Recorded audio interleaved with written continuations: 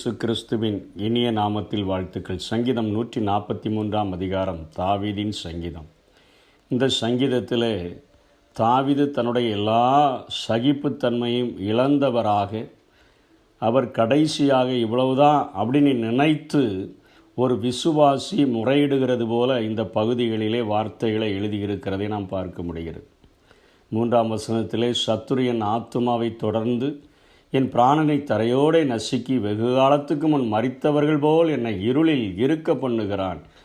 என் வாழ்க்கையில் என் ஆத்மாவை ஒவ்வொரு நாளும் தொடர்ந்து பிடிச்சி என் பிராணனை தரையோடு நசுக்கி வெகு காலத்துக்கு முன்பாக மரித்த ஒரு சடலத்தை போல, மரித்த ஒரு செத்தவனை போல மாற்றி என்னை இருளில், என்னை குழியில் இருக்க பண்ணினவன் போல பண்ணிவிட்டான் என்று சொல்லுகிறதை பார்க்கிறோம். அப்படி பண்ணுகிறான் என்று சொல்லுகிறான்.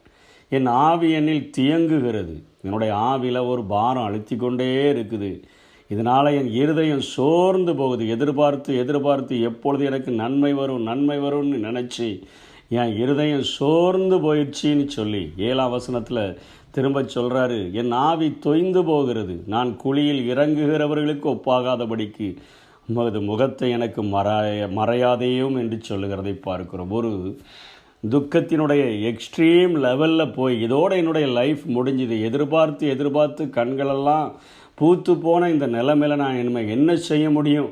என் சத்துரு என்னுடைய வாழ்க்கையில் இப்படியாக என்னுடைய பிராணனை நசுக்கி தரையோடு தள்ளி எல்லாவற்றையும் அழிச்சிட்டானே, என்னை இருளில் கொண்டு போய் உட்கார வச்சுட்டானே, ஒவ்வொரு நிமிஷமும் என் ஆவியை பாரம் அழுத்துத அப்படிங்கிற நேரத்தில் சாத்தானால் ஒரு நம்பிக்கையை, ஒரு சின்ன நம்பிக்கையின் ஒரு துளியை மாத்திரம் தாவீது இடத்திலிருந்து எடுத்துக்கொள்ள முடியாததுனால, ஒரு கடுகளவு விசுவாசம் இருந்தால் கூட என்று எழுதப்படுகிறதே இயேசு சொல்லுகிறாரே, அதே போல் விசுவாசம் உடையவனாக இங்கே 1ஆம் வசனம் 2ஆம் வசனத்தில் அவர் ஜெபிக்கிறதை பார்க்கிறோம். அவர் ஆண்டவரிடத்தில் போய் எப்படி ஆயக்காரன் பரிசேயர்கள் ஜெபிக்கிறார்களோ அதே போல், ஜீவனுள்ள ஒருவனும் உமக்கு முன்பாக நீதிமான் அல்லாததினாலே அடியேனை நியாயம் தீர்க்க பிரவேசியாதையும், என் ஜெபத்தை கேளும், என் விண்ணப்பங்களுக்கு செவிகொடும், உமது உண்மையின்படியும் உமது நீதியின்படியும் எனக்கு உத்தரவு அருளி செய்யும் என்று ஜெபிக்கிறதை பார்க்கிறோம். இன்றைக்கு உலகத்தில் ஜீவனுள்ள எல்லா மனிதர்களும் பாவம் செய்து, பவுல் சொல்லுகிறார், எல்லாரும் பாவம் செய்து தேவ மகிமையற்றவர்களாகி என்று சொல்லி, உலகத்தில் எல்லா மனிதரும் ஒரே கேட்டகரியில் தான் இருக்கிறாங்க. ஆனால் எந்த ஒரு மனிதன் ஆண்டவரிடத்தில் தன்னை தாழ்த்தி ஒப்பு கொடுக்கும்படியாக ஆண்டவரிட சமூகத்தில் வந்து ஒப்புரவாகிறானோ அவனை ஆண்டவர் நியாய தீர்ப்புக்கு ஒப்புக்கூடாதபடிக்கு, ஆக்கினை தீர்ப்புக்கு ஒப்புக்கூடாதபடிக்கு பாதுகாக்கிறார் என்கிற விசுவாசத்தோடு கூட ஆண்டவரிடத்தில் நெருங்கி வருகிற மனிதன் அவரால் ரட்சிப்பை கண்டடைகிறவனாக இருக்கிறான். 1 யோவான் 1ஆம் அதிகாரம் 9ஆம் வசனத்திலே, நம்முடைய பாவங்களை நாம் அறிக்கையிட்டால் பாவங்களை நமக்கு மன்னித்து எல்லா அநியாயத்தையும் நீக்கி நம்மை சுத்திகரிப்பதற்கு அவர் உண்மையும் நீதியும் உள்ளவராய் இருக்கிறார். நமக்கு பாவமில்லை என்று சொன்னால் நாம வஞ்சிக்கிறவர்களாக இருப்போம். சத்தியம் நமக்குள்ளே இராது.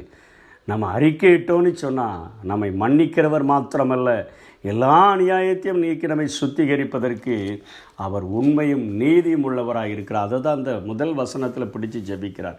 என் உண்மையின்படி அல்ல, என் நீதியின்படி அல்ல, உமது உண்மையின்படியும் உமது நீதியின்படியும் எனக்கு உத்தரவு அருளி செய்யும் என்று சொல்லி ஆண்டவரை இறுக பிடித்து ஜெபிக்கிறதுனால ஜீவனுள்ள மற்றவர்கள் மத்தியில் இவர் வித்தியாசப்படுத்தப்படுகிறதை இந்த பகுதிகளில் நாம் பார்க்கிறோம். இப்படிப்பட்ட நாட்களில் இப்போ இவருக்கு ஒரு நம்பிக்கை பிறக்கிறது. ஆண்டவரிடத்தில் இப்படி ஜெபித்ததுனால 5ஆம் வசனத்திலிருந்து அவர் சொல்லுகிறார், பூர்வ நாட்களை நினைக்கிறேன். கஷ்டத்தின் வேலைகளில், சஞ்சலங்களின் வேலையில், தவிப்புகளின் வேலையில், துன்பங்கள் பெருகி இருக்கிற வேலையில் நம்ம என்ன செய்யணும்னு ஒரு நல்ல ஆலோசனைகளை இங்கே சங்கீதக்காரர் கொடுக்கிறதை பார்க்கிறோம். பூர்வ நாட்களை நினைக்கிறேன், அது செயல்களை தியானிக்கிறேன். பூர்வ நாட்கள்னால் அவர் ஆடு மேய்த்த நாட்களிலிருந்து தான் வேதத்தில் எழுதப்பட்டிருக்கிறது. அந்த நாட்களையெல்லாம் நான் நினைக்கிறேன். அந்த நாட்களிலே நான் ஆண்டவரை பாடி நான் கீர்த்தனம் பண்ணி மகிழ்ந்த அந்த நாட்களை நினைக்கிறேன். உமது செய்கைகளை தியானிக்கிறேன். அப்படிப்பட்ட நாட்களிலே நான் அங்கே வனாந்தரத்தில் இருந்தபொழுது என்னை அழைத்தனுப்பி என் மேலே ஒரு ஆடு மேய்க்கிறவனை ஒரு இஸ்ரவேலின் ராஜாவாக மாற்றுகிற ஒரு பெரிய திட்டத்தை அறிவித்தீரே. அந்த செயல்களை தியானிக்கிறேன், உமது கரத்தின் கிரியைகளை யோசிக்கிறேன். முதல் யுத்தத்திலேயே ஒரு மிகப்பெரிய வீரனாகிய கோலியாலத்தை வீழ்த்தத்தக்கதாக ஆண்டவரே என்னுடைய கரங்களை யுத்தத்துக்கு பழக்குவித்தேன் ஆண்டவரே என்று சொல்லி அந்த கிரியைகளை யோசிக்கிறேன். என் கைகளை உமக்கு நேராக விரிக்கிறேன் என்று சொல்லுகிறார். வறண்ட நிலத்தை போல் என் ஆத்துமாவை தாகமாக இருக்கிறது. எப்படி ஒரு வறண்ட நிலம் தண்ணீரை தன்னால் எந்த அளவுக்கு உறிஞ்சி குடிக்குமோ அந்த அளவுக்கு நான் உங்கள் பிரசனத்தை இல்லை ஆண்டவரே நான் வாஞ்சிக்கிறேன். ஆண்டவரே உடைய பிரசனத்தை நான் எனக்குள்ளே உள்வாங்கி கொள்ளுகிறேன். அதனால தான் அந்தி சந்தி மத்தியான வேலைகளில் படுக்கையில் ராஜாமங்கள்லாம் தியானிப்பதற்கு காரணம், எப்படி ஒரு வறண்ட நிலத்தை போல என் ஆத்துமாவை நான் நிரப்பிக்கொள்ள உடைய பிரசனத்தினால் நிரப்பிக்கொள்ள விரும்புகிறேன் என்று அவர் சொல்லுகிறார். அதிகாலையில் நான் உமது கிரியை கேட்க பண்ணுங்க, உமதுக்கு அதிகாலையில் எழும்பி வந்துடுவேன், எனக்கு நடக்க வேண்டிய வழியெல்லாம் எனக்கு காட்டுங்க, உம்மிடத்தில் என் ஆத்துமாவை நான் உயர்த்துகிறேன் என்று நீங்கள் தான் என் புகலிடம். சங்கீதம் 57 சொல்கிறார, விக்கினங்கள் கடந்து போகிற மட்டும் நான் உம்முடைய செட்டைகளின் நிலையிலே வந்தடைவேன் என்று சொல்லுகிறாரே. நீங்கள் தான் என் புகலிடம், உமக்கு பிரியமானதை செய்கிறதுக்கு என்னை போதித்து கொள்ளுங்க. எல்லாவற்றிற்கும் மேலாக பரிசுத்த ஆவியானவர் என்னை செம்மையான பாதைகளை நடத்துவீராக. பவுல் எழுதுகிறார், எவர்கள் தேவனுடைய ஆவியினால் நடத்தப்படுகிறார்களோ அவர்கள் தேவனுடைய புத்திரராய் இருக்கிறார்கள். உலகம் முழுவதையும் அறிந்த என் ஆண்டவர், அடுத்த நிமிடம் என்ன நடக்கும் என்பதை என் வாழ்வில் தெரிந்த என்னுடைய ஆவியானவர் என்னை நடத்தும்படியாய் அவருடைய கரங்களில் நான் ஒப்பு கொடுத்தேன் என்று சொன்னால், நல்ல ஆவியானவர் என்னை செம்மையான பாதையில் நடத்த முடியும் என்று சொல்லி அவர் ஒப்பு கொடுக்கிறதை பார்க்கிறோம். இங்கே அவர் ஒரு காரியத்தை சொல்லுகிறாரே, என் கைகளை உமக்கு நேராக நான் விரிக்கிறேன் என்று சொல்லுகிறாரே.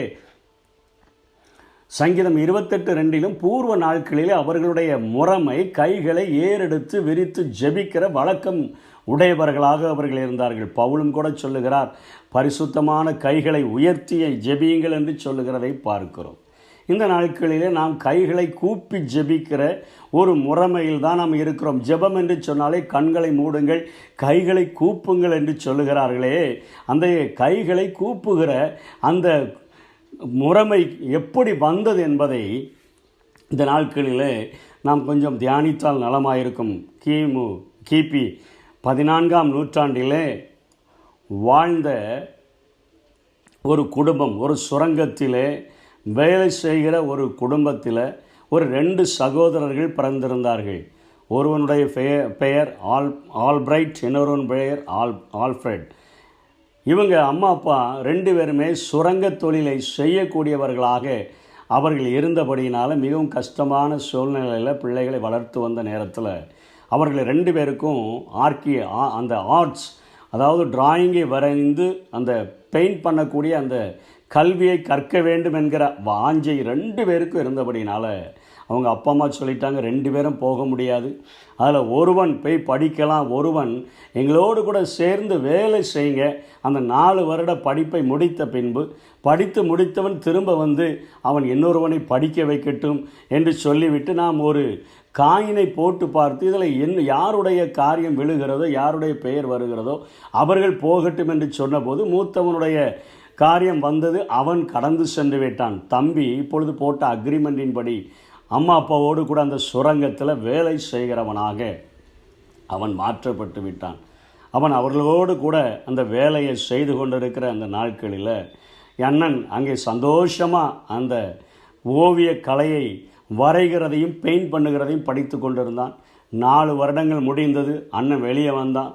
அவன் சந்தோஷமாக வந்தான், நல்ல முறையில் படித்து முடித்தான். இனிமேல் என்னுடைய தம்பியை நான் இதே படிப்புக்கு படித்து அவனையும் என்னை போல மாற்றி விடுவேன்னு சொல்லி சந்தோஷமாக வெளியே வந்து வீட்டுக்கு வந்தபோது தம்பியை பார்த்த பொழுது பார்க்குறான், தம்பி நான் முடிச்சுட்டு வந்துட்டேன், இனிமே நான் உன்னை படிக்க வைக்க போகிறேன் என்று சொன்ன பொழுது அவனுடைய கைகளை அவன் நீட்டி காட்டி அழ ஆரம்பிச்சிட்டான். தம்பி கைகளை நீட்ட சொன்னால் கைகள் எல்லா விரல்களும் வளைந்த நிலைமையில் காணப்படுகிறது. ஒரு விரலை நீட்ட சொன்னாலே கைகள் நடுங்குகிறது. 2 கைகளையும் சேர்த்து வைக்க சொன்னால் அந்த கைகள் கொஞ்சம் பேலன்ஸ் ஆகி நிற்கிறது. கேட்கிறான், என்ன ஆயிற்று உனக்கு? ஆனால் ஒரு முறையாவது எல்லா விரல்களும் ஒரு முறையாவது முறிந்து விட்டது. கஷ்டமான வேலை, பலவீனப்பட்டுட்டேன், என்னுடைய கைகள் எல்லாம் முறிந்ததுனால இனிமேல் நான் பெயிண்ட் பண்ண முடியாதண்ணா, இனிமேல் என்னுடைய அந்த ஓவியத்தை நான் வரைய முடியாது, இந்த படிப்பை படிப்பதற்கு நான் தகுதியற்றவனாய் மாறிவிட்டேன் என்று சொன்ன பொழுது அன்னுடைய கண்களில் கண்ணீர் விட்டவனாக, என் படிப்பிற்காக என் தம்பி தன்னுடைய கைகளை இந்த கேடடையும்படியாய் விட்டு விட்டானே என்று சொல்லி அந்த 2 கைகளையும் கூப்பின அந்த ஓவியத்தை தான் நான் முதல் முறையாக நான் வரைவேன் என்று சொல்லி வரைந்து அவனுடைய தேசத்தில் இருக்கக்கூடிய அந்த ஆலயத்தில் கொண்டு வந்து வைத்தபடியினால் அந்த கிபி 14ஆம் நூற்றாண்டில் இருந்து தான் அவர்கள் கைகளை ஏறெடுக்கிறதற்கு பதிலாக இந்த ஓவியத்தினுடைய பின்னணியில் இருக்கக்கூடிய கதை நிமித்தமாக ஒரு அண்ணன் தம்பியினுடைய அந்த நேசத்தை உணர்த்து வைக்கும் வண்ணமாக, ஒருவனுடைய பாரத்தை சுமந்த ஒருவனுடைய காரியத்தை காண்பிக்கும் வண்ணமாக கைகளை கூப்பி முறையிடுகிற அந்த முறையை கொண்டு வந்திருக்கிறதை பார்க்கிறோம். தாவீது தன்னுடைய வாழ்க்கையில் சோர்ந்து போகிற நேரத்தில், சஞ்சலத்தின் மிகுதினால் இதோடு முடிஞ்சிச்சின்னு சொல்லுகிற நேரத்தில் இப்படிப்பட்ட காரியங்களை தியானித்தோம் என்று சொன்னால் ஆண்டவர் நிச்சயமாய் நல்ல ஆவியானவர் செம்மையான பாதையில் நடத்த முடியும் என்பதை தெளிவாக நமக்கு போதிக்கிறதை பார்க்கிறோம். நாமும் கடைபிடிப்போம். தாவீதைப் போல சிங்காசனத்தில் உயர்த்தப்படுகிற வரையிலும் அவருடைய பலத்த கரத்துக்குள் அடங்கியிருப்போம். கர்த்தர் தாமே நம்மை ஆசீர்வதிப்பாராக. ஆமென். உமது அன்பை அதிகாலையில் காணச் செய்யும் கருணை நேசரே, உம்மையே நம்பியுள்ளே, நீர் விரும்பும் நல்ல பாதைகளை தினம்தோறும் காட்ட வேண்டும் திவ்யநாதரே, தினம்தோறும் காட்ட வேண்டும் திவ்யநாதரே. அன்பின் சிகரமே, ஆருயிரே, அணைக்கும் தெய்வமே, ஆறுதலே. அன்பின் சிகரமே, ஆருயிரே, அணைக்கும் தெய்வமே, ஆறுதலே.